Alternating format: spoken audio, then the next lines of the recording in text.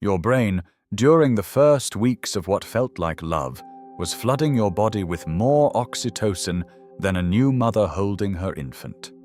Measurably more, which means the overwhelming certainty you felt that this was different, that you had finally found them, that the universe had conspired to put this person in front of you, wasn't wisdom.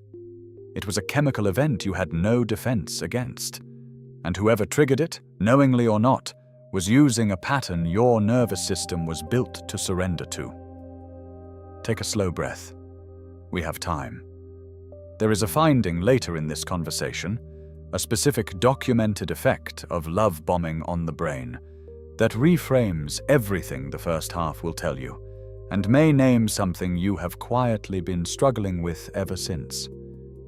There is a specific experience that brings people to this kind of conversation long after the fact. You meet someone. Within days, they are texting constantly. Within weeks, they are using the word soulmate. Within a month, they have rearranged their schedule, their language, their future around you. It does not feel like pressure. It feels like recognition. Like finally, someone sees you. Like finally, someone is willing to love you the way you have always wanted to be loved. And then, eventually, something shifts. Sometimes slowly, sometimes all at once. And the person who was so certain of you becomes unreachable. And you find yourself wondering how you missed it. There are 5 signs, and by the end, you will probably recognize at least 3 of them as the exact shape of what you lived. Cold clinical definitions are not what you need right now. What you need is to hear your own experience named. And the 5th sign is the one almost no survivor recognizes until years later. Before we go further, something to hold on to. If this is your experience, the reason you did not see it coming is not that you were foolish. The reason you did not see it coming is that your brain was doing exactly what it was designed to do. And the pattern was designed, intentionally or not, to use that design against you. For a long time, the cultural story about early love went something like this. When you find the right person, you will know. It will feel different. It will feel intense. It will feel fated. There will be nights of talking until sunrise, texts across every hour of the day, a feeling of being recognized after a lifetime of being overlooked. The speed was supposed to be evidence. The intensity was supposed to be proof. And so when someone arrived who delivered all of that, the texts, the declarations, the certainty, the soulmate language, you were not wrong to feel something shift. You were, in fact, doing precisely what every romantic film and novel and song for the last 100 years had taught you to do. You were recognizing what was supposed to be love. The problem is that the pattern you were taught to recognize is not a reliable signal of love. It is a reliable signal of speed. And love and speed are not the same thing. One of the hardest parts of naming what happened to you is that the cultural script is still running in the background. You still hear, in your own mind, the voice that says, "But it felt so real." And the honest answer is, yes, it did feel real. The chemistry was real. The oxytocin was real. The bonding was real. Every sensation you had was biologically accurate. Your body was not lying to you. It was just measuring the wrong thing. Sign 1. The pace that did not match the time. A healthy bond takes a specific amount of time to build for specific neurological reasons. The brain needs time to pattern match. It needs to see someone in different contexts, stressed, tired, disappointed, happy. It needs to watch them handle 100 small things badly and 100 small things well. It needs to gather enough data to trust. This process cannot be accelerated. When someone tries to compress it through constant contact, through early declarations, through proposing major life decisions within weeks, what they are doing is not making love grow faster. They are bypassing the pattern matching system entirely. And because the pattern matching system is slow, the bonding system fills the gap. Here is what that means. Oxytocin, the neurochemical most associated with bonding, is released during sustained eye contact, physical closeness, emotional vulnerability, and sexual intimacy. Love bombing delivers all of these at maximum intensity. And oxytocin does something very specific. It quiets the part of your brain that scans for threat. It creates a felt sense of safety. It tells your body, you can trust this person. Which would be fine if the assessment were based on evidence. But oxytocin is not evidence. Oxytocin tots is a response to closeness, not an evaluation of whether that closeness is warranted. So when someone produces closeness at an unusual rate, your body produces oxytocin at an unusual rate. And the felt sense of safety arrives before you have any reason to feel safe. Not intuition, oxytocin. This is why people who have been love-bombed often say, with deep grief, "But my gut told me this was right." And it did. Your gut was responding to chemistry it was built to respond to. Your gut was not wrong about what was happening in your body. Your gut was only wrong about what it meant. The speed was not a symptom of how real it was. The speed was the point. And there is a detail here that matters, because it may be what you most needed to hear. The person who love-bombed you may not have known they were doing it. Research on love bombing has found that the behavior correlates not only with narcissistic traits, but also with insecure attachment styles and low self-esteem in the person doing the bombing. Which means that in some cases, the love bombing was not cold calculation. It was the person's own desperate, unstable attempt to fuse with you before you could see them clearly. That does not excuse the harm. But it may help you let go of the question that has probably followed you for a long time. Was any of it real? Some of it probably was. And some of it was a pattern you were inside of, being acted out by someone who was also inside of it. Sign 2. The mirror that reflected too perfectly. At some point in the first weeks, you probably had the thought, how does this person know me so well? They liked the same obscure music. They had the same complicated feelings about their family. They quoted the same lines from the same films you had never quite explained to anyone. They remembered the small detail you mentioned once. In passing, 2 weeks ago, it felt like being seen. This is the hardest sign to talk about, because the sensation it produces is not a sensation most people associate with manipulation. It is a sensation most people associate with finding their person. But here is what was happening in the brain of the person sitting across from you. Clinical psychologists who study narcissistic personality structure describe a phenomenon called mirroring. In healthy relationships, mirroring happens naturally. You nod at what someone says, you match their tone, you laugh at the same moment, your body synchronizes with theirs. Psychologists sometimes call this limbic synchrony. It is how two mammals signal trust to each other without words. In narcissistic mirroring, the process looks almost identical from the outside, but the mechanism underneath it is different. The person is not synchronizing. They are studying. They are gathering your preferences, your wounds, your phrasings, your history, and reflecting them back to you in a version of themselves that has been custom-built from your own data.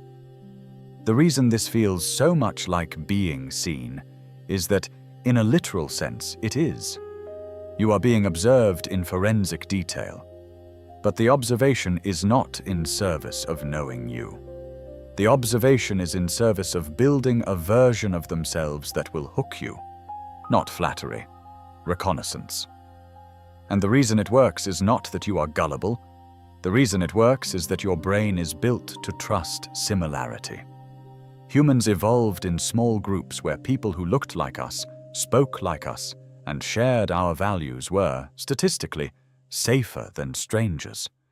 Your brain treats similarity as a shortcut to safety, and so when someone produces, very quickly, the appearance of profound similarity, a shared inner life, matched values, identical wounds, your brain registers safe before your rational mind has time to evaluate.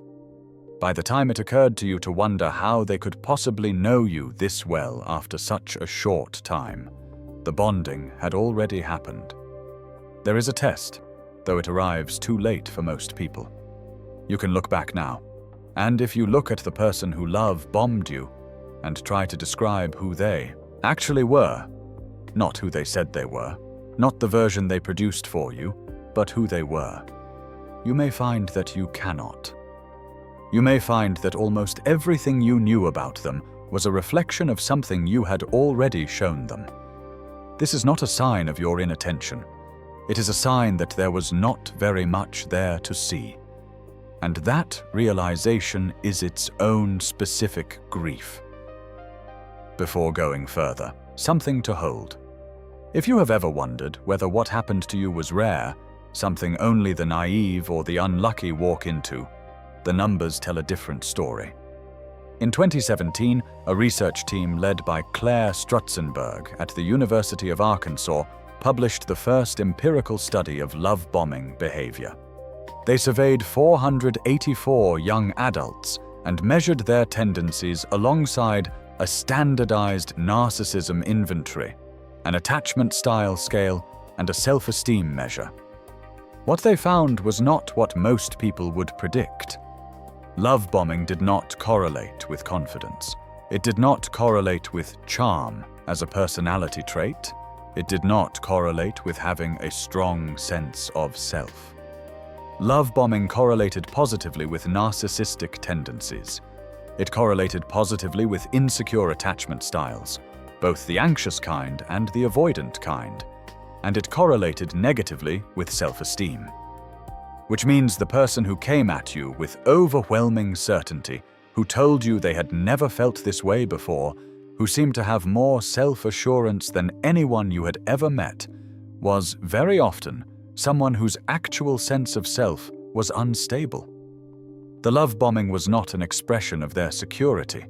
It was, in many cases, a compensation for its absence, a way of quickly fusing with another person's identity before they had to feel the emptiness of their own.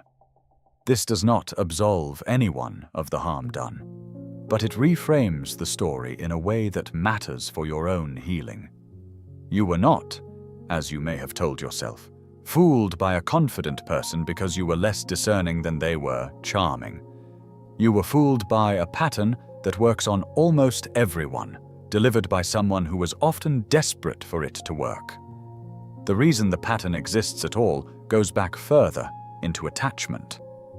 Both people, the one delivering the love bomb and the one receiving it, tend to have histories in which love was once delivered inconsistently or conditionally or with strings. That history leaves a specific mark. It teaches the nervous system that love arrives intensely and then disappears. It teaches the nervous system that consistency is not to be trusted, but intensity is, which is the precise conditioning that makes love bombing feel, to the person receiving it, like finally coming home. Your brain was not broken when it mistook the love bomb for love.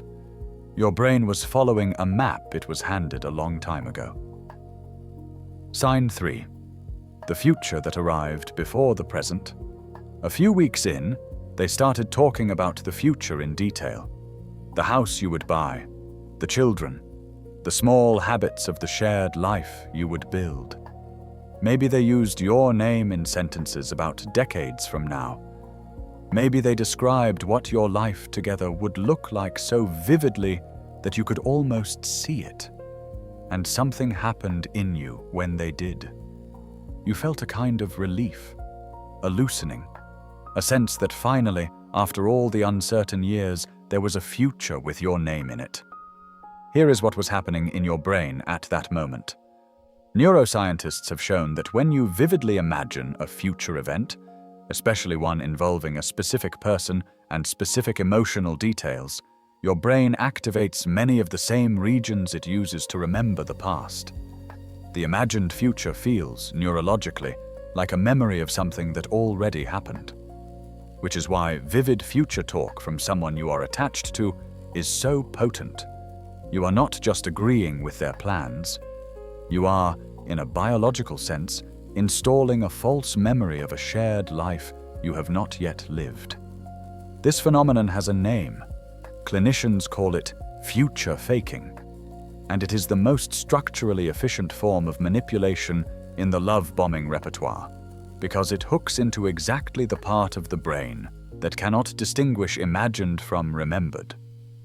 The person who future fakes does not always know they are doing it. Some of them mean every word in the moment. The problem is that for a love bomber, meaning it in the moment is entirely separate from delivering on it later. The promise serves the present need. It creates attachment, reduces your anxiety about the relationship, and secures you. Whether they ever intended to follow through is, in some deep sense, not even the question. The question is whether they ever had the capacity to. And you may already know the answer. You may already know what happened in the months that followed. The concrete plans became vague. The dates slipped. The specifics that once felt so real softened into someday. And when you asked, gently, carefully, what had changed, they looked at you as though you were being strange, as though the future they had described in such detail had only ever been a hypothetical, as though expecting it was unreasonable of you. And something went wrong inside of you, because part of you had already lived in that future. Part of you had already moved into the house, held the child, said the vows, and to have all of it taken back, not through anyone's death, not through any accident, but simply through the person deciding the promise did not count, produced a grief most people have no language for. You may have been grieving a life that never existed, but the grief was real because your brain had treated that life as real, not delusion, memory architecture. And this is why you cannot simply decide to feel fine about the loss. You are not mourning a daydream. You are mourning a projected future your brain stored as though it had already happened. Releasing it is the same kind of nervous system work as releasing a real loss. Which is the first reason, probably, that healing from love bombing takes longer than people think it should. There is a detail in the research about love bombing that most people never hear about, and it reframes almost everything we have said so far. The intermittent reinforcement pattern, the alternation of intense affection and sudden withdrawal, is not just a strategy that forms a bond during the withdrawal phase. The bond actually begins forming during the affection phase. The love bombing itself is the trap, which means the damage is being done while it still feels like the best thing that has ever happened to you. Here is what that looks like, mechanically. Every dopamine spike during the love bombing phase builds a pathway in your brain. Every oxytocin release strengthens it. Your nervous system is learning, at high volume, what love feels like. And what it is learning is that love feels like intensity, constant contact, overwhelming certainty, grand gestures, declarations, the kind of neurochemical flooding that, in any other context, would be called a high. By the time the coldness arrives, your nervous system has already been recalibrated. And here is the part that changes everything. You will not, after this, automatically go back to finding calm love attractive. The brain you have now is not the brain you had before the love bombing. The brain you have now has been taught that intensity is love. And that means when gentler people try to love you well in the months and years that follow, people with steady attention, measured pace, consistent follow-through, your nervous system may register them as boring, as lacking chemistry, as not being the one. Which means the love bombing did not only hurt you during the relationship, it altered what love felt like to you going forward. This is the part almost no one names. The part most survivors discover on their own years later, after they have misread several good people as insufficient because the electricity was missing. The part that makes you wonder if there is something wrong with you because the right kind of person no longer feels right. There is nothing wrong with you. You were rewired. And the unlearning is its own specific work. Longer, quieter, and less dramatic than the original wounding. But it is possible. The same neurochemistry that calibrated to intensity can recalibrate to consistency. It just takes time, and it takes being around enough calm, consistent love that your nervous system has evidence to update on, which means the ending of the love-bombing relationship was not the end of the harm. The harm kept working after they were gone. But, and this matters, so did the healing. From the first day you began exposing yourself to healthier patterns. Everything you just heard looks different now. Sign 4. The gifts and gestures that felt like obligation. Somewhere during the first weeks or months, they began to give. Sometimes small things, sometimes enormous things. Flowers to your office in a quantity that made your co-workers ask questions. A trip they planned before you had agreed to it. A piece of jewelry that cost more than you would have spent on yourself in a year. Favors you had not asked for and could not easily refuse. Problems in your life they solved without being asked to solve them. And you said thank you. And you meant it. And something underneath the gratitude started to feel strange, and you did not have a word for it at the time. The word is debt. Reciprocity is not just a cultural habit. It is one of the most deeply wired responses in human social behavior. Decades of research in social psychology have shown that when you receive something from someone, you feel a near automatic pull to give something back. This response is so deeply conditioned that it operates before rational thought. It is part of what allowed human groups to survive. A baseline assumption that generosity will be returned is what makes cooperation possible. And like every deep reflex, it can be exploited. A love bomber understands this at an intuitive level, whether they could name it or not. They understand that a gift of a certain size, delivered at a certain speed, creates an obligation in your body. They understand that you cannot simply decline. They understand that the gift locks something into place, that after you have received it, it becomes harder to leave, harder to disagree, harder to say no to the next thing. Not care. Reciprocity. And when the gesture is enormous enough, the spontaneous trip, the grand apology, the dramatic act of generosity, it can override the signals your body has started to send you that something is wrong. Researchers have noted that a lavish act temporarily calms the nervous system. Cortisol drops. The threat feels resolved, but calm is not the same as safety.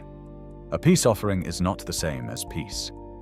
This may be why, if you lived through this, there is one specific memory that sits differently from the others.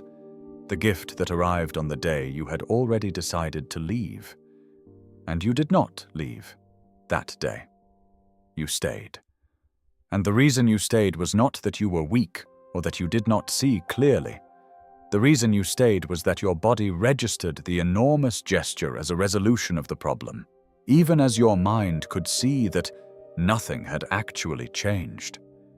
If this was you, if there was a gift, a trip, a grand gesture that kept you in a relationship longer than you now wish you had stayed, this is the part you most need to hear. You did not stay because you were stupid. You stayed because you were human. Reciprocity is older than reason. And reciprocity in a healthy relationship is one of the most beautiful things two people can build together. But when it is weaponized, when gestures are sized not to express care, but to create obligation, the same reflex that makes love possible becomes the mechanism that makes leaving feel impossible.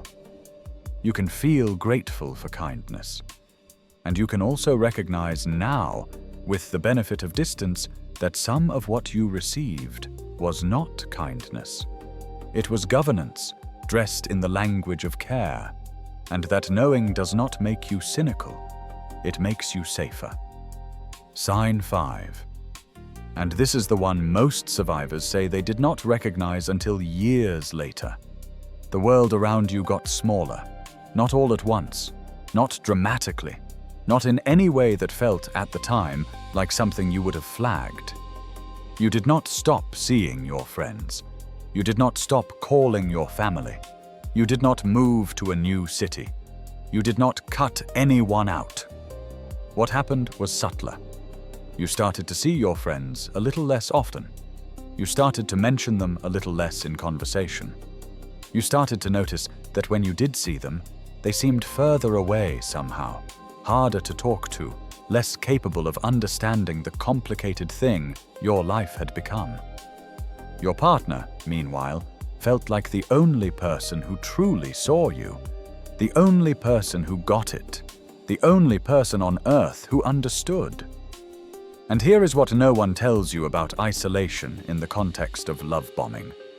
It does not feel like isolation. It feels neurologically like finally being understood. Your brain does not know the difference between I have been separated from my support network and I have finally found someone who truly sees me. Both states produce similar internal sensations: a narrowing of attention toward one person, a relative dimming of everyone else, a sense that this one connection matters more than all others combined. In a healthy early relationship, this narrowing is temporary and reverses as the bond matures. In a love-bombing dynamic, the narrowing is engineered and sustained, and it grows. The mechanism is rarely explicit. They do not usually forbid you from seeing your friends. They produce, instead, a slow series of small reactions that make seeing them more effortful. A moodiness when you make plans with someone else. A subtle coolness when you come home. A comment about how one of your friends never really liked them. A detailed story about how your family has misjudged them. A passing observation that your co-workers do not seem to appreciate what you do. One at a time, none of these things is extraordinary. Taken together, they produce a map in which the people who once saw you clearly become slightly harder to reach, and the person causing the problem becomes the one you reach for most. And here is the part that most survivors discover only in retrospect. By the time something in the relationship went seriously wrong, by the time you began to need outside perspective, outside support, outside sanity, you had fewer people to reach for than you used to. Not because they had gone anywhere. They had not. They were still there. But the texture of your connection to them had thinned, and the thing in your life that most demanded their help was the very thing that had been quietly, systematically, standing between you and them. This is the design of a trauma bond. Not that you are made to hate the outside world, only that the outside world becomes faintly less real to you than the inside of this one relationship. And when the inside of the relationship is the thing harming you, the outside world is exactly where you most need to be. If you have ever wondered why it took you so long to leave, or why, during that time, you described the relationship to your friends in a way that, now, seems almost protective of the person who was harming you, this is why. You were not lying to them. You were in a world that had been slowly, quietly redrawn. And coming back out of that world is part of what healing from love bombing actually means. Not just recovering from one person, recovering the scale of your own life. There is a specific grief that comes with that recovery. The grief of realizing how much of yourself you quietly set aside without noticing, how many small parts of you went missing in service of staying. That has its own psychology, a conversation for another night. Remembering, with some specificity, the people you used to be close to and reaching back for them. Even if it feels awkward, even if time has passed, even if you do not know how to explain what happened. They remember you, even if you are not sure right now whether you remember yourself. That version of you is still in there, not deleted, not destroyed, just for a while, not given very much to eat. It would be easy, having named all of this, to linger on what it cost. And it did cost, and that needs to be said. It cost time, months, sometimes years, sometimes decades. It cost the particular kind of self-trust that only builds slowly and tears easily. It cost friendships that thinned while you were inside the world of the relationship. It cost the specific confidence of having been right about things, because the love-bombing phase trained you to second-guess your own perception of reality. It cost money, in many cases. It cost your sense of how long recovery takes, because you probably expected to feel better, faster. And when you did not, you interpreted your slower pace as further evidence of something wrong with you. It cost, for many survivors, the ability to enjoy the early phase of a new relationship without flinching, because the red flags now look, from this side, like warnings delivered in neon, and you cannot unsee them. And calm, healthy people who move at a reasonable pace sometimes feel, to a nervous system recovering from love bombing, strangely distant. Not because they are, because your scale has been broken. If this is you, if you are someone months or years out from a love-bombing relationship, trying to date again, and finding that the kind person in front of you feels boring while your body still lights up at the memory of the one who hurt you, this is the part that matters most. That is not a preference. That is not who you are. That is a nervous system that was tuned to the wrong frequency, slowly learning to tune back. And the learning happens, whether you can feel it happening or not. Every week you spend in the company of stable, consistent, non-escalating attention is a week your body is relearning what safety feels like. It does not feel dramatic. It will not produce the surge. The surge is the thing you are specifically unlearning. And one day, much further on than you would like, you will notice that a person's quiet reliability feels like a relief instead of a disappointment, which will be the first time in a long time that your body recognized love for what it actually is. And there is a gift hidden inside this kind of injury, though it takes a long time to find it. If you have survived love bombing, you tend afterward to become unusually good at seeing it coming. Not because you are hyper-vigilant, though you may be for a while, and that tends to soften with time, but because your pattern recognition system has been permanently upgraded. You can feel, within the first few interactions with someone, the distinction between warmth and performance, between curiosity and reconnaissance, between desire and acquisition. Your body has the data now. That data is not cynicism. It is competence. It is the hard-earned knowing of someone who has been inside the pattern and now recognizes it in others. And it serves not only you, it serves the people in your life who will, sometimes, walk toward versions of what you walked through. And they will have you. They will have someone who can name the shape of it, gently, without panic, from the inside. Someone who will not tell them they are imagining things. That is not nothing. That is one of the most useful things a person can be. The science, too, is on your side in ways you may not have heard. Recovery from love bombing is measurable. Nervous systems recalibrate. The neural pathways that were built during the flooding phase do not remain fixed. The brain's plasticity, which is what let the love bombing reshape you in the first place, is also what lets you reshape back. Every moment of calm consistency, whether from friends, family, a therapist, or eventually another partner, is laying down a new set of tracks. Over enough time, the old tracks weaken and the new ones become the dominant pathway. This is not wishful thinking. This is what the research on neuroplasticity actually describes. And the most important part of all of this is probably the smallest. You are not, after this, more broken than anyone else. You have not been ruined. You have been through a specific kind of harm whose mechanism is now well documented, whose effects are now understood, and whose repair is now known to be possible. You are not outside the human story.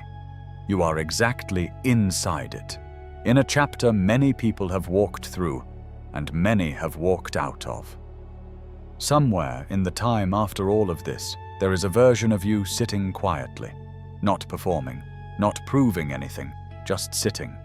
Someone, some version of a good person is nearby, not towering over you, not declaring anything, just there, the way hearths are there, generating warmth without spectacle, available without demand. And inside of you, slowly, something is learning a new shape. The old shape wanted fire, the sudden kind, the bright kind, the kind that flares up and consumes. It has taken a long time for the old shape to let go.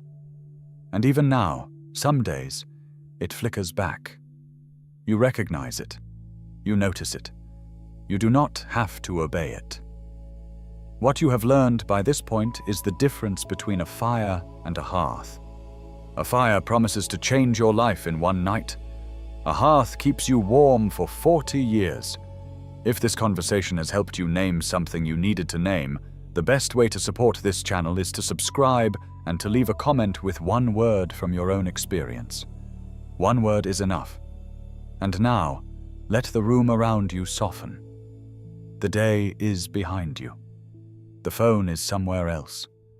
Your breath is slowing without being told to. Somewhere inside of you, an old alarm that has been running for years, maybe even before this relationship, is being allowed, at last, to rest. Not every quiet thing is abandonment. Some of them are what safety actually feels like, and your body, tonight, is learning.